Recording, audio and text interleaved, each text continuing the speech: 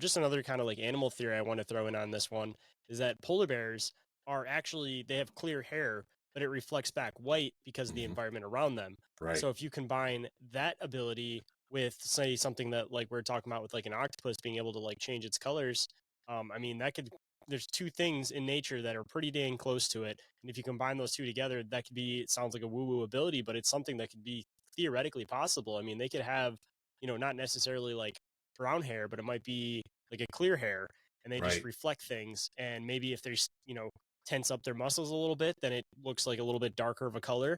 And then if Sure. they like relax themselves, then it just blends in with the colors that's behind them. And it's not that they like fully disappear, so to speak, but just they have like a really good active camouflage that's Well, combining other things that, ever seen in nature. And if they could potentially be as old as they are, like we were talking about, they've had years and years of adapting, where who knows how far they could be as far as like essentially fitting that perfect niche in the woods, especially considering that they're, if they are around, they're definitely limited numbers compared to what they used to be.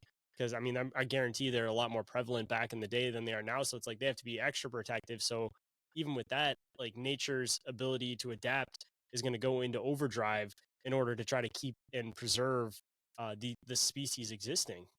oh yeah. I mean, everything you were saying, it's like I've read about, I've had discussions about, and again, we could all be right. We could all be there.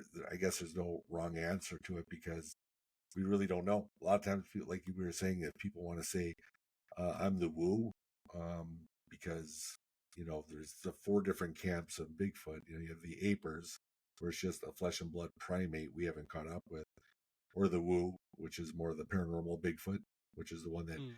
can cloak or go through portals or do weird supernatural stuff like that.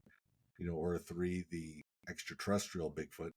Bigfoot was dropped off in their drones, and four, the biblical Bigfoot, which is going to be the heart of the Nephilim, fallen angels, the angels that came down mated with the females and had hybrid, not people, not angels, but just a hybrid. Um, and that's where the special attributes would come from.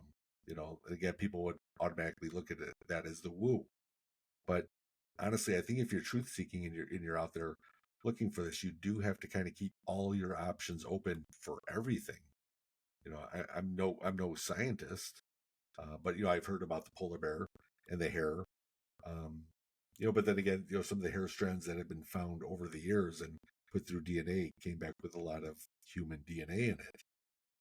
So, are these, again, are these going back to ancient people of the woods that have just adapted to their environment so well that they're able to use it a lot better than we can because we're all, like you were saying about the weather, using a weather app, a car, a phone, whatever. We have the technology blocking us from what they know or what they use.